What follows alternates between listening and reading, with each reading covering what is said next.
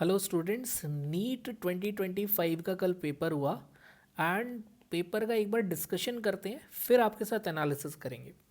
But paper के discussion से पहले मैं बता दूं, मैंने अपने वीडियो चैनल पे PYQ डिस्कशन किया था एनालिसिस, जिसमें मैंने 2016 से 2024 के क्वेश्चंस कवर किए थे और कुछ पुराने different concept.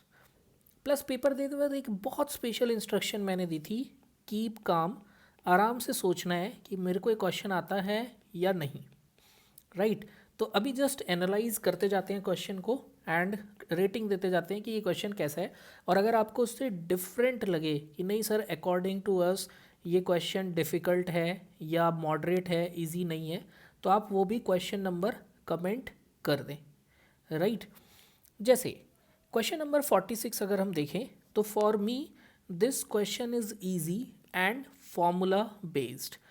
Alpha is lambda cm by lambda not m, which can be easily calculated by observing three values.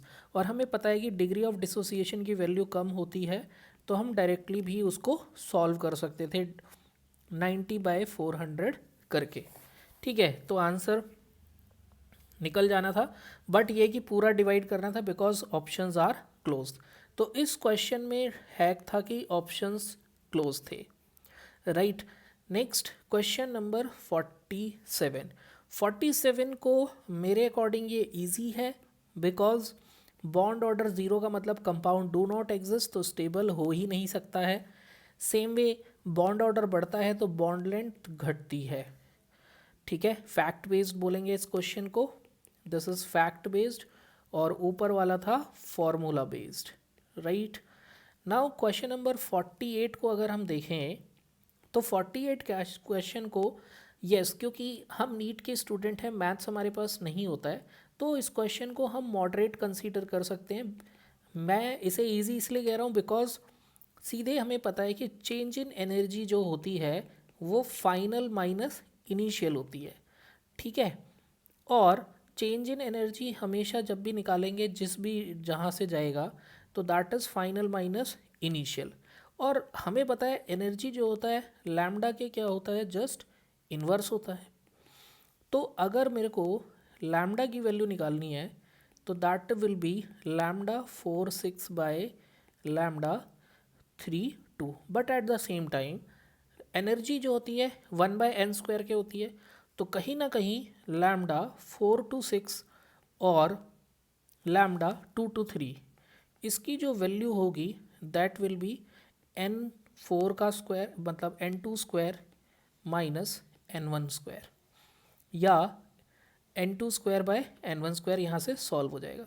तो because of this calculation things will be difficult, क्योंकि 4 का स्क्वायर 16 होगा, 6 का स्क्वायर 36, तो 16 माइनस 36 विल बी 20, एंड 2 का square 4, and नीचे है 2 का स्क्वायर 4, 6 का 36, अच्छा नीचे 20 है।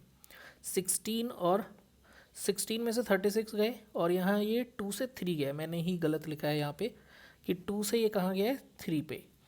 तो 2 से 3 पे 2 2 ज़ा 4, 3 3 ज़ा 9, तो ऊपर 20 है और नीचे 4 में से 9 गए 5, मतलब 4 1:4। तो बस ये कैलकुलेशन की वजह से इस क्वेश्चन को हमने मॉडरेट साइड रखा है। नाउ क्वेश्चन नंबर 49 देखिए। क्वेश्चन नंबर 49 में हमें बहुत ही क्लियर है कि crystal field splitting energy delta जो है वो लैम्डा के इन्वर्स है। मतलब ये हमने डिस्कस किया है, PYQ डिस्कशन में मेरे में है कि जहाँ डोनर कार्बन या नाइट्रोजन होता है वो सबसे ज़्यादा स्ट्रॉन्ग फील्ड लिगेंड होता है, यानी CN सबसे ज़्यादा होगा, फिर नाइट्रोजन है तो NH3, फिर वाटर। फिर हमने डिस्कस किया है कि ऑक्टाहेड्रल और टेट्राहेड्रल में से ऑक्टाहेड्रल का CFSE ज़्यादा होता है और टेट्राहेड्रल का कम होता है, यानी कि C कॉपर वाला लास्ट में। अब ऑर्डर इसका रिवर्स हो जाना है। ठीक है, तो that order should be reverse, तो that will be in easy case because just spectrochemical series भी याद नहीं है तो क्वेश्चन हो रहा है। अब यहाँ पे आप देख रहे होंगे कहीं ना कहीं क्वेश्चन में एंजाइटी पेपर देते वक्त भी प्रॉब्लम रही। जैसे मैंने जब केमिकल काइनेटिक्स का डिस्कशन किया था तो एक चीज़ बहुत क्लियर बताई थी कि हमारा मैथ्स जो है नहीं, तो think in terms of half life. हमेशा हाफ लाइफ के इस टर्म में पहले सोचो। जैसे 7.2 को हाफ करते हैं तो 3.6 होता है, फिर 1.2 और फिर 0.9।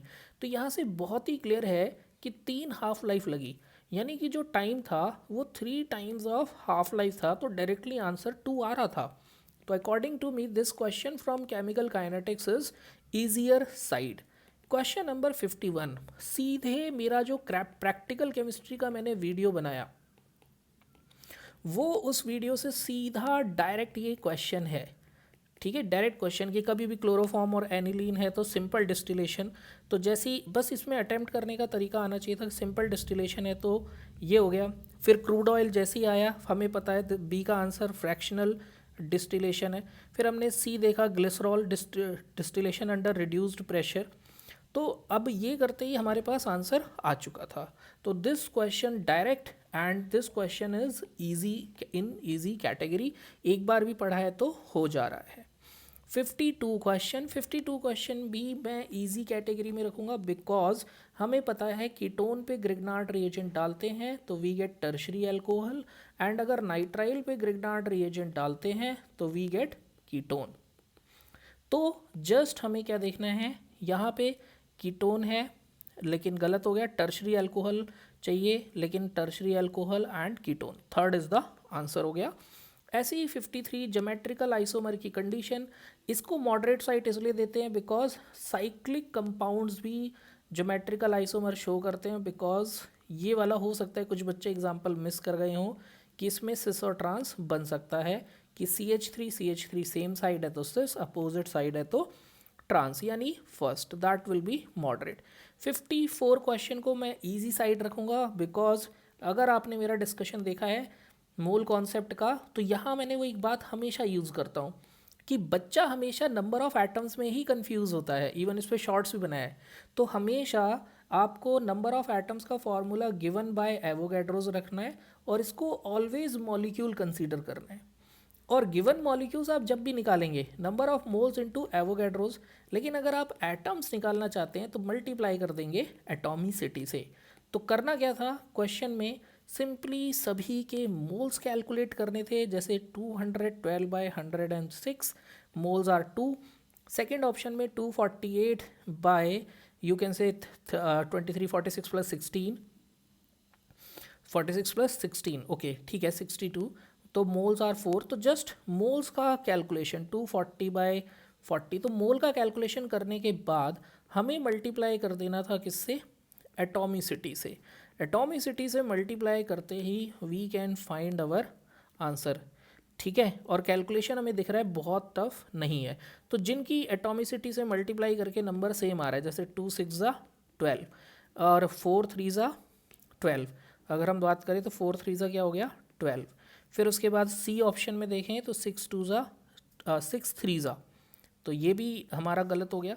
डी ऑप्शन अगर हम देखें 6 × 2 12, ई ऑप्शन अगर हम देखें तो × 3, तो हमारे ऑप्शन हमारे सामने, तो that is easy. Next 55 question को अगर हम देखें तो मैं इसे डिफ़िकल्ट में रखूँगा, बिकॉज ये क्वेश्चन JRF नेट का क्वेश्चन डाल दिया है सीधा उठा के 2016 का। यहाँ पर सीधा इस क्वेश्चन में देखा जाए तो this is sp2 hybridize, this is sp hybridize and this is sp3 hybridize. As per hybridization देखा जाए तो बॉन्ड डिसोसिएशन एनर्जी सेकंड की सबसे ज़्यादा होनी चाहिए, फिर फर्स्ट की होनी चाहिए, फिर थर्ड की। बट थर्ड वाले स्ट्रक्चर में एक और चीज़ है, जैसे ही बॉन्ड डिसोसिएशन एनर्जी हो जाएगी वैसे ही वो बन जाएगा फ्री रेडिकल यानी sp2, एंगल स्ट्रेन बढ़ जाएगा।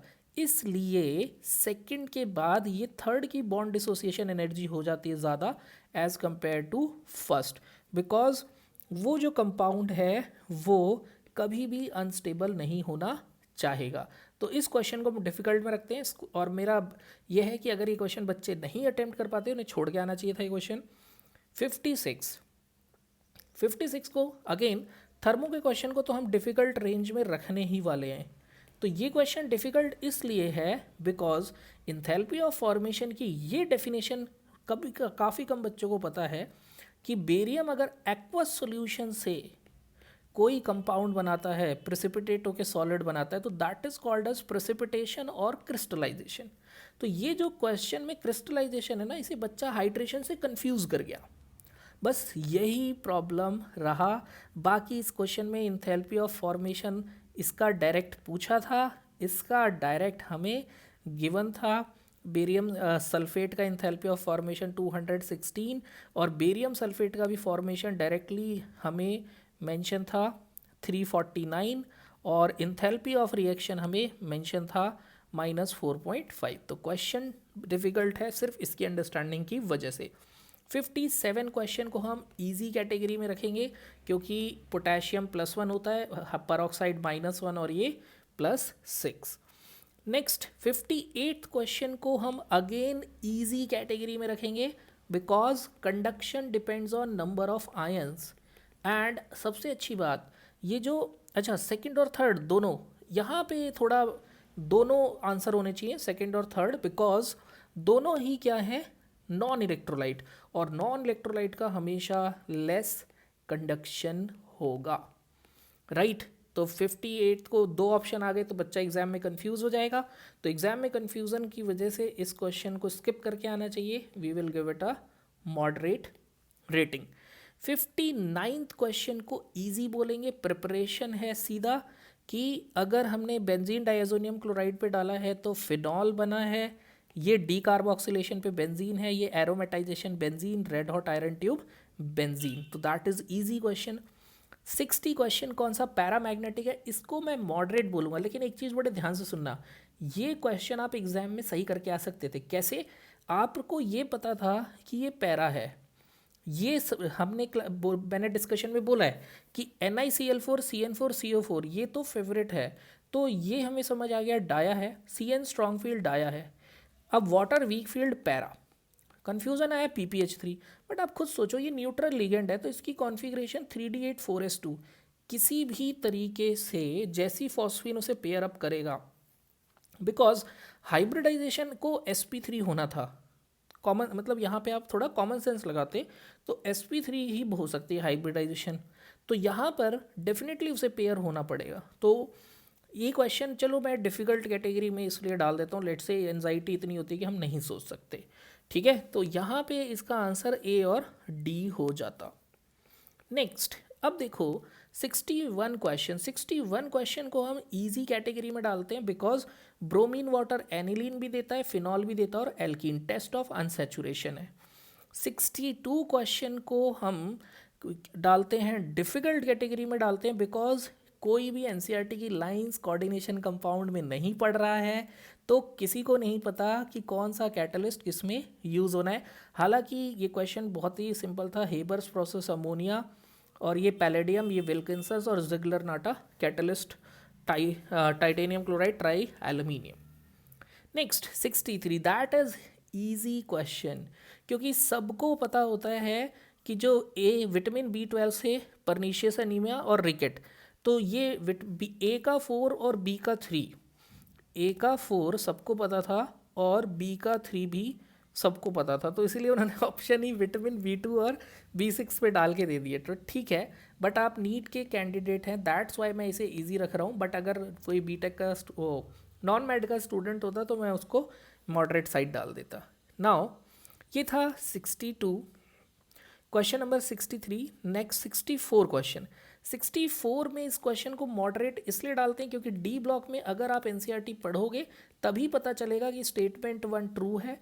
और मैंने 62 में ये बोलूँगा, मैंने बोला था अपने उसमें डी ब्लॉक के डिस्कशन में, सिलेबस में सिर्फ F ब्लॉक है तो उसकी इलेक्ट्रॉनिक कॉन्फ़िगरेशन तो मान के चलो आएगी, तो ND की आई, और आपको पता है कि दैट इज़ फॉल्स। ND की कॉन्फ़िगरेशन +3 स्टेट में अनपेयर्ड इलेक्ट्रॉन डिफर करते हैं, क्रोमियम में 4 और ND में 3। नाउ 65 क्वेश्चन, ये सीधा इजी कैटेगरी में डालते हैं बिकॉज NCERT का क्वेश्चन है कि हाफ लाइफ को 10 टाइम्स कर दो तो 99.9% हो जाता है।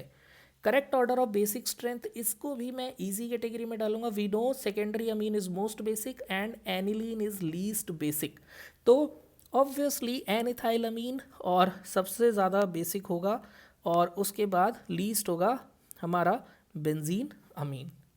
67th क्वेश्चन, जब मैंने सॉल्ट एनालिसिस का डिस्कशन किया था थ्योरी का, मैंने बोला था ग्रुप याद कर लो, मोस्ट प्रोबेबली ग्रुप आएगा। तो ये अगेन अगर बच्चे ने एक बार भी पढ़ा है तो वो इस क्वेश्चन को करके आया होगा कि कौन कौन से ग्रुप का बिलोंग। तो अगर एक बार भी रीड किया है तो this would be comes in easy category.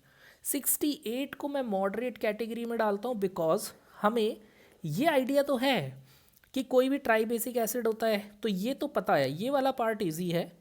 ये भी इजी है कि स्ट्रॉन्गर एसिड होता है neutral than anion, but first part की वजह से मैं इसको मॉडरेट में डाल रहा हूँ बिकॉज ये थोड़ा सा मैथ्स इन्वॉल्व है यहाँ पे कि overall equilibrium constant of a reaction तीनों स्टेप का प्रोडक्ट होता है, और अगर लॉग ले लें तो ऑप्शन 1 भी ट्रू हो जाता है।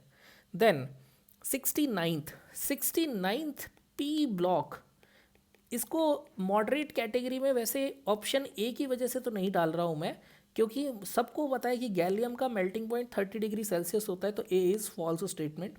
बी, पॉलिंग स्केल की वजह से बच्चा हो सकता है इग्नोर कर जाए पीरियोडिक में कि नाइट्रोजन और क्लोरीन की इलेक्ट्रोनेगेटिविटी सेम होती है, तो ये भी फॉल्स हो गया। सी, देखो मैंने अपने डिस्कशन में बोला था PYQ डिस्कशन में कि आइसो इलेक्ट्रॉनिक फेवरेट है पीरियोडिक के डिस्कशन में, तो देखो वही आ गया, ये आइसो इलेक्ट्रॉनिक स्पीशी है।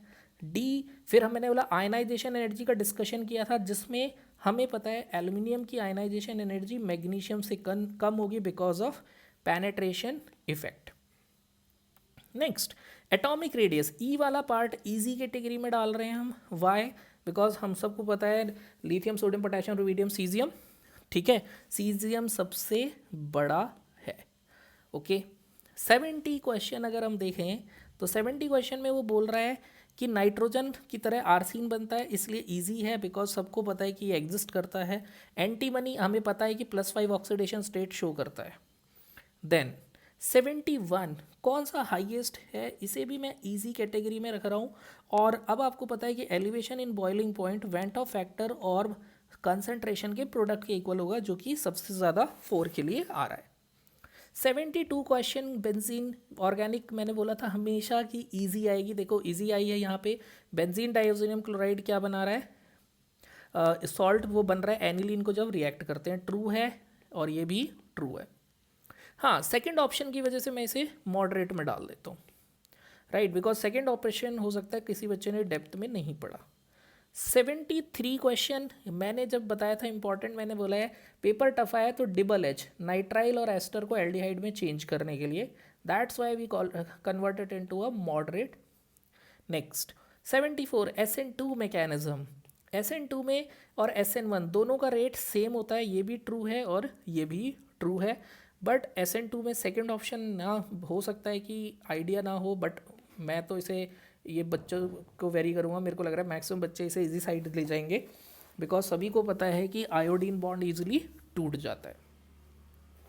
75 again easy side, plus I effect decreases acidic strength, तो ये हमारा फोर्थ ऑप्शन हो जाता है। 76 एक बार भी पढ़ा है तो इजी साइड हमें पता है, बिगिनिंग में ऑर्गेनिक कंपाउंड में कार्बन, जो कॉपर ऑक्साइड है उसमें कार्बन डालते हैं तो CO2 में चेंज होता है, कार्बन को ऑक्सीडाइज करता है, बट ये लेजन एक्सट्रैक्ट की इक्वेशन नहीं है, बाकी सब लेजन्स में बनता है।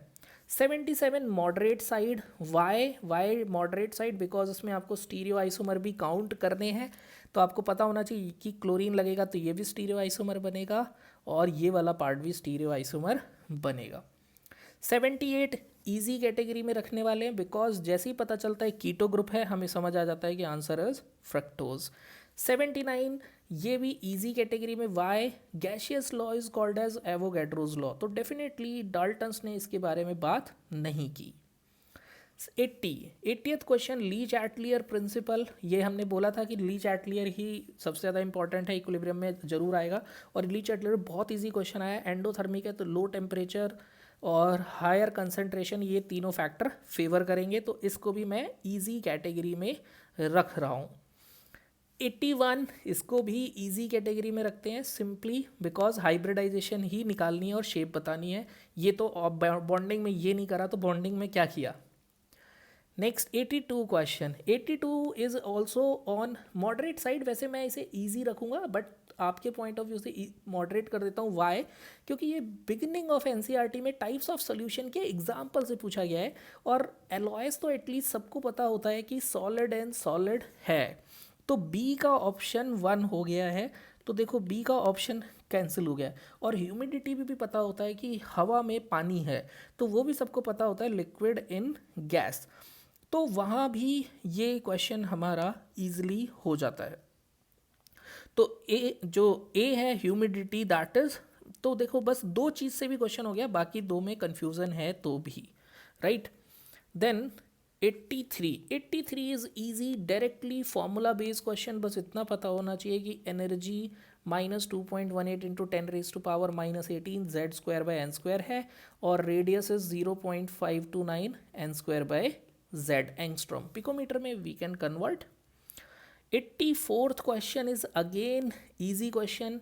मेन ग्रुप एलिमेंट एस और पी ब्लॉक होते हैं, तो बस ए एस ब्लॉक एलिमेंट है, बी डी ब्लॉक एलिमेंट है, सी s block p block element है, डी ब्लॉक एलिमेंट है। 3d10 4s1 exceptional configuration of copper.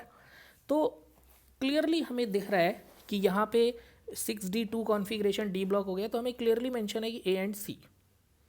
85 is again easy side, because exothermic reaction में product की एनर्जी कम होती है, reactant की ज़्यादा, और डिफरेंस 74.8।